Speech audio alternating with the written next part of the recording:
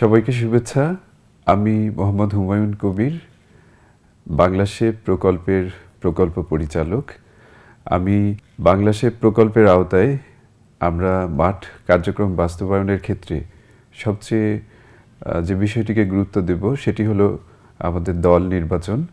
এই দল নির্বাচনের ক্ষেত্রে আমরা প্রত্যেকটা কৃষককে কিভাবে নির্বাচন করব সে বিষয়ে আমি আজকে কথা বলতে চাই। আমাদের আজকের আলোচনার যে মূল বিষয় সেটি হলো কৃষক নির্বাচন। আমরা মূলত দুটি উদ্দেশ্যকে সামনে রেখে এই কৃষক নির্বাচনের বিষয়টিকে আমরা এখানে আলোচনায় এনেছি। সেটি হলো যে আমরা কোন কৃষকগুলোকে নির্বাচন করব এবং আমরা কিভাবে কৃষকদের প্রোফাইল তৈরি করব। এই দুইটি উদ্দেশ্যকে আমাদের অর্জন করতে হলে এই কৃষক নির্বাচনের আলোচনাটি অত্যন্ত মনোযোগ দিয়ে শুনতে হবে। আজকের আলোচনাটিকে 4টি ভাগে ভাগ করেছি। সেটি হলো বাংলাশেপ যে কৃষক গ্রুপ হবে, এই ক্ষেত্রে উপযুক্ত কৃষক কারা, সেটি একটি আলোচনার বিষয়। আরেকটি হলো যে আপনারা জানেন ইতোমধ্যেই আমরা এই প্রকল্পটি একটি যৌথ প্রকল্প, যেখানে বাংলাদেশ ব্যাংক একটি অন্যতম বাস্তবায়নকারী সংস্থা হিসেবে কাজ করবে। আমাদের কৃষি সম্প্রসারণ অধিদপ্তরের গ্রুপ নির্বাচনের ক্ষেত্রে আমরা কী মানদণ্ড অনুসরণ করব, বাংলাদেশ ব্যাংকের কৃষক নির্বাচনের ক্ষেত্রে আমরা কী মানদণ্ড অনুসরণ করব এবং আমরা কিভাবে কৃষক প্রোফাইল তৈরি করব, এই 4টি বিষয়কে সামনে রেখে আমরা আমাদের এই আজকের আলোচনাটিকে সাজিয়েছি। আমরা এবার আসি যে আসলে বাংলাশেপের জন্য উপযুক্ত কৃষক কারা হবে। এই ক্ষেত্রে আমরা সবচেয়ে যে বিষয়টি বিবেচনায় নেব যে যারা খোরপোশ কৃষির সাথে সম্পর্কিত, তাদের তো ব্যবসাধর্মী কোনো উদ্যোগ নেই, ফলে আমরা এক্ষেত্রে ক্ষুদ্র বা প্রান্তিক চাষি যারা খোরপোশ কৃষির সাথে সম্পর্কিত তাদেরকে বিবেচনায় নেব না। আমরা ক্ষুদ্র এবং মাঝারি চাষিদের সেই সেগমেন্টটিকে বিবেচনায় নেব যারা কৃষিকে একটি ব্যবসা হিসেবে ইতোমধ্যেই গ্রহণ করেছে এবং যারা তাদের সবজি চাষের যে কাজটি রয়েছে সেটিকে আরও সম্প্রসারণে আগ্রহী। আমরা প্রাথমিকভাবে এই অংশটুকুকে বিবেচনায় নেব।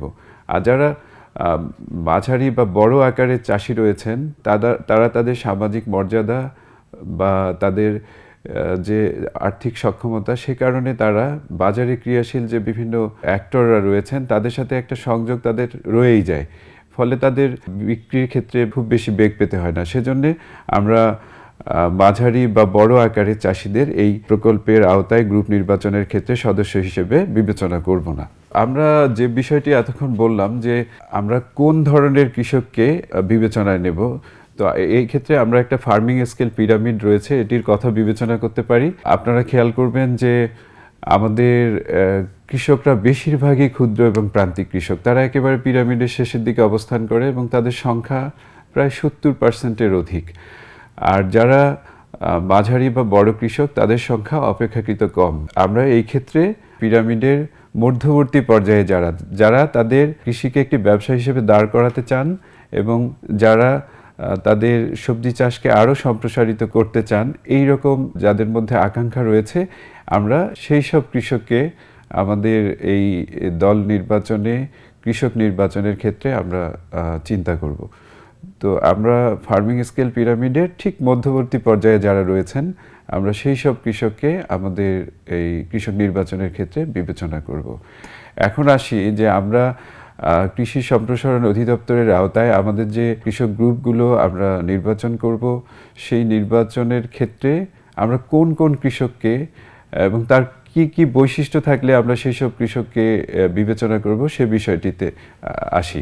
এক্ষেত্রে যে সাধারণ বিষয়গুলো আমাদের মাথায় রাখতে হবে সেটি হলো আমরা সেই সব কৃষককে বিবেচনায় নিব যারা মোটামুটি আমাদের প্রকল্পের কার্যকলাপ সম্পর্কে কিছুটা অবহিত থাকবেন এবং যারা এইটি মেনে নেবেন যে আমাদের এই প্রকল্পটির আওতায় কৃষকদের কোনো রকম আর্থিক বা বস্তুগত সহায়তা প্রদান করা হবে না। এটি সম্পূর্ণরূপে একটি কারিগরি সহায়তা ধর্মী প্রকল্প, যার আওতায় কৃষকদের নানা রকম সবজি উৎপাদনের কলাকৌশল এবং বিপণন ব্যবস্থা সম্পর্কে অবহিত করা হবে।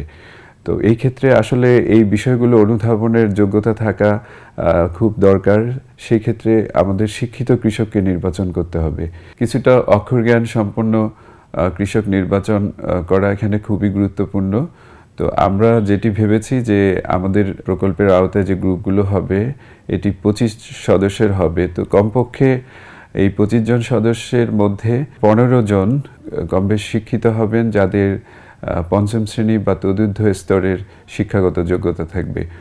আর অন্যান্য যে সদস্যরা থাকবেন কমপক্ষে তাদের অক্ষর জ্ঞান থাকবে।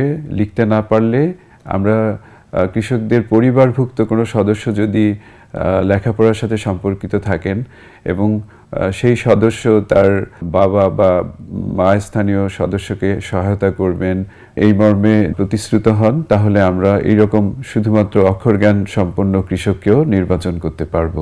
যেমনটি বললাম যে গ্রুপের সদস্য কম বেশ 25 জন হবে।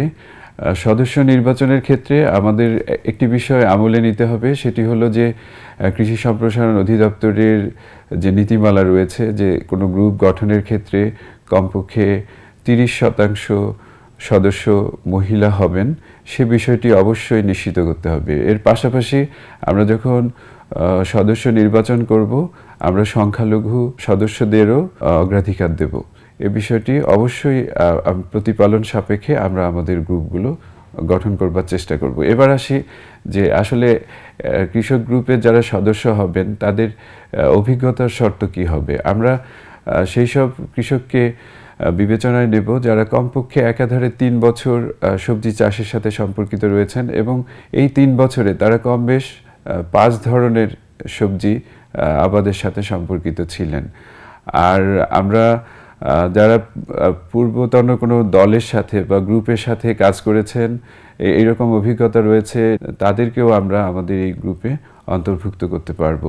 আমরা কৃষক নির্বাচনের ক্ষেত্রে সেই সব কৃষককে নির্বাচন করব যাদের সবজি চাষের আওতাধীন জমির পরিমাণ 25% থেকে 125%-এর মধ্যে থাকবে এবং এটি বছরব্যাপী সবজি চাষের আওতায় থাকতে হবে। আমরা কৃষক নির্বাচনের ক্ষেত্রে শুধুমাত্র যে নিজস্ব জমি রয়েছে এইরকম কৃষককে চিন্তা করব, ব্যাপারটি এমন নয়। আমরা সেই সব কৃষককেও বিবেচনায় নিব যারা বর্গা নিয়ে জমি চাষ করেন, সবজি চাষ করেন, কিন্তু যাদের এই চাষের জমিটা একটু আগে যেটি বলেছি যে 25% থেকে 125%-এর মধ্যে যদি থাকে এবং তারা যদি বছরব্যাপী কোনো না কোনো সবজি চাষের সাথে সম্পর্কিত হন, আমরা তাদেরকে বিবেচনায় নেব। তবে অত্যন্ত উৎসাহী কৃষক হলে আমাদের এই সীমা সামান্য এদিক ওদিক হতে পারে। এ বিষয়টি যে বাটকর্মীগণ কৃষক নির্বাচন করবেন তাদের উপর নির্ভর করবে। আমরা অভিজ্ঞতার পাশাপাশি অন্যান্য যে বিষয়গুলোর দিকে মনোযোগী হব সেটি হচ্ছে যে কৃষক নির্বাচনের ক্ষেত্রে আমরা কিছু বৈশিষ্ট্যের দিকে মনোযোগী হব। প্রথমত আমরা সেই সব কৃষক নির্বাচন করব যারা অত্যন্ত মিশুক প্রকৃতির হবেন, যারা দলনেতা যিনি নির্বাচিত হবেন তার নির্দেশনা মেনে চলবেন, যারা নিজেদের পাশাপাশি সহায়তাকারী হিসেবে যারা কাজ করবেন তাদের কথা মনোযোগ দিয়ে শুনবেন, এমনকি তাদের যে অপরাপর সদস্য রয়েছে তাদের কাছ থেকেও ওনাদের শেখার মানসিকতা থাকতে হবে। আমরা অত্যন্ত গুরুত্বের সাথে যে বিষয়টি বিবেচনায় নেব সেটি হচ্ছে আমরা অপেক্ষাকৃত তরুণ, যাদের বয়স 25 বছরের কম, আবার খুব বৃদ্ধ যারা 55 বছরের বেশি, তাদেরকেও নির্বাচন থেকে বিরত থাকব।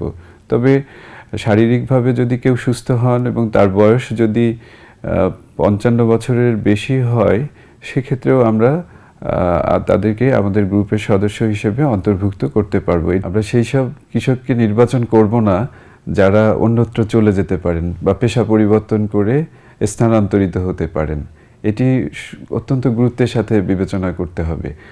আর কৃষি যাদের অন্যতম পেশা এবং যারা ব্যবসা বা অন্যান্য কাজের সাথে সম্পর্কিত নন বা অন্য পেশার সাথে সম্পর্কিত নন, যেমন অনেকে রিক্সা চালাতে পারেন, ভ্যান চালাতে পারেন বা বাজারে পাহারাদারের কাজ করতে পারেন, স্বল্প সময়ের জন্য দোকানদারি করতে পারেন, আমরা এইরকম কৃষকদের নির্বাচন থেকে বিরত থাকব।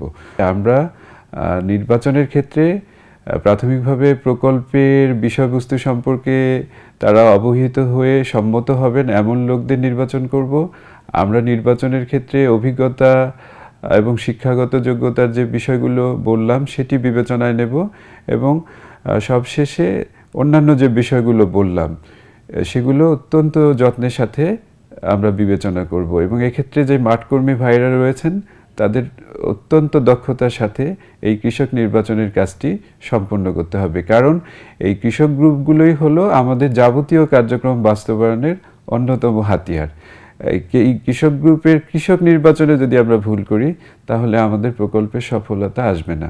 তো এই জন্যে এই বিষয়টি অত্যন্ত গুরুত্বের সাথে নেবার জন্যে আমি সংশ্লিষ্ট সকলের প্রতি উদাত্ত আহ্বান জানাচ্ছি। বাংলাদেশ ব্যাংকের আওতায় ক্রিয়ারত যে মাইক্রো ফাইন্যান্স ইনস্টিটিউটগুলো রয়েছে এদের আওতায় যে গ্রুপগুলো গঠিত হবে সেই গ্রুপের আওতাধীন কৃষক নির্বাচনের ক্ষেত্রে কী কী বৈশিষ্ট্য রয়েছে সে বিষয়টির দিকে আলোকপাত করতে চাই। গ্রুপ নির্বাচনের ক্ষেত্রে আমি একটু আগেই যে বিষয়গুলো বলেছি এই ক্ষেত্রেও গ্রুপ নির্বাচনে এবং গ্রুপভুক্ত কৃষক নির্বাচনের ক্ষেত্রে একই বৈশিষ্ট্যগুলো মাথায় রেখেই আমাদের গ্রুপ নির্বাচন করতে হবে, কৃষক নির্বাচন করতে হবে। কিন্তু এক্ষেত্রে যে বিষয়টি বিবেচনায় নিতে হবে সেটি হলো বাংলাদেশ ব্যাংক কর্তৃক ইতোপূর্বে বাস্তবায়িত এসএমএপি যে প্রকল্পটি রয়েছে তার আওতাধীন যে কৃষক গ্রুপগুলো রয়েছে সেই কৃষক গ্রুপগুলোর সদস্যদের নিয়েই আমাদের বাংলাশেপ কৃষক গ্রুপ গঠিত হবে এবং এই দলগুলির আওতায় যারা সদস্য হিসেবে সেখানে অন্তর্ভুক্ত রয়েছেন এদের মধ্যে যারা কৃষি কাজের সাথে সম্পর্কিত যে পরিবারগুলো সেই পরিবারের সদস্যদের আমাদের এই বাংলাশেপ কৃষক গ্রুপে অন্তর্ভুক্ত করতে হবে। এক্ষেত্রে সাধারণভাবে ক্ষুদ্র ঋণ যে গ্রুপ রয়েছে সেখানে 30 বা তদূর্ধ্ব সংখ্যক সদস্য থেকে থাকেন, কিন্তু বাংলাশেপ কৃষক গ্রুপের ক্ষেত্রে আমাদের সদস্য নির্বাচনের জন্য আমরা এরকম কৃষির সাথে সম্পর্কিত 25 জন সদস্যকে নির্বাচন করব। বেশিরভাগ ক্ষেত্রে ক্ষুদ্র ঋণ গ্রুপগুলো মহিলাদের নিয়ে গঠিত হয়। প্রশিক্ষণের ক্ষেত্রে যেন তার পরিবারভুক্ত পুরুষ সদস্যরা গুরুত্বপূর্ণ প্রশিক্ষণ কাজে অংশগ্রহণ করেন সে বিষয়টি যেন আমরা খেয়াল করি এবং এ বিষয়ে তাদের সম্মতি নেই। বাংলাশেপ প্রকল্পের আওতায় পিএমএফআই গ্রুপগুলো নির্বাচনের ক্ষেত্রে আমরা পূর্ববর্তী এসএমএপি গ্রুপের পাশাপাশি নতুন গ্রুপও তৈরি করতে পারি। সেক্ষেত্রে খেয়াল রাখতে হবে যেন গ্রুপভুক্ত সদস্যরা পাশাপাশি বাড়ি বা পাশাপাশি জায়গায় অবস্থান করেন। সেক্ষেত্রেও আমরা কৃষি সম্প্রসারণ অধিদপ্তরের যে মানদণ্ড অনুসরণ করেছি সেই মানদণ্ডগুলো অনুসরণ ক্রমে আমরা কৃষক নির্বাচন করব এবং এক্ষেত্রেও আমাদের মনে রাখতে হবে যেন আমাদের প্রত্যেকটা দলে কমপক্ষে 30% মহিলাদের অংশগ্রহণ নিশ্চিত হয়। আমরা জাতিগত সংখ্যালঘুদেরও অগ্রাধিকার দেব এবং আমরা সবসময়ই যে পূর্বতন যে দলগুলো রয়েছে তাদেরকে অগ্রাধিকার দেব নতুন দলের পরিবর্তে। সেক্ষেত্রে আমরা খেয়াল করব যেন প্রত্যেকটা দলে একজন ভালো দলনেতা থাকেন যার নেতৃত্বে এই দলগুলো পরিচালিত হবে। এখন আসি আমরা কিভাবে কৃষক প্রোফাইলিং করব। আমাদের কৃষক গ্রুপ নির্বাচন শেষ হলে আমরা কৃষক গ্রুপভুক্ত প্রত্যেক সদস্যের সুনির্ধারিত ফর্ম মেনে আমরা তাদের প্রোফাইল তৈরি করব। এটি সংশ্লিষ্ট উপজেলা কৃষি অফিসকে সরবরাহ করা হবে। পরবর্তীতে মাঠকর্মীগণ আমাদের সরবরাহকৃত ফরম্যাট মোতাবেক এই প্রোফাইলটি পূরণ করে নির্ধারিত সময়ের মধ্যে আমাদের সদর দপ্তরে প্রেরণ করবেন। তো আমরা এর মধ্য দিয়েই আমাদের কৃষক নির্বাচনের বিষয়টি আপনাদের সামনে তুলে ধরলাম। সম্প্রতি আমাদের প্রকল্পটির কার্যক্রম শুরু করেছি। আমরা আশাবাদী বাংলাদেশে এই বাংলাশেপ একটি অন্যতম সম্প্রসারণ প্যাকেজ হিসেবে ভবিষ্যতে আবির্ভূত হবে। আমরা আশাবাদী এরকম একটি সফল প্রকল্প বাস্তবায়নের জন্য এবং আমাদের সকল কৃষক গ্রুপ একটি সফল গ্রুপ হবে এটি আমরা প্রত্যাশা করি। আমরা প্রকল্প যখন শেষ করব আমাদের একটি সমবায় উদ্যোগ থাকবে, তখন আমরা এই গ্রুপগুলোকে একত্রিত করে একটি অ্যাসোসিয়েশনে রূপ দিতে আগ্রহী। এতক্ষণ আমাদের আলোচনা শুনলেন। আমরা অত্যন্ত যত্নের সাথে আমরা আমাদের এই গ্রুপভুক্ত যে কৃষকরা রয়েছেন তাদের নির্বাচন করব এবং আমরা ভবিষ্যতে একটি সফল কৃষক গ্রুপ তৈরি করতে পারবো বলে আমি আশাবাদী। আপনারা সকলেই আমাদের সাথে থাকবেন। আপনারা সকলেই ভালো থাকুন, সুস্থ থাকুন এই প্রত্যাশায় আজকে শেষ করছি। ধন্যবাদ সবাইকে।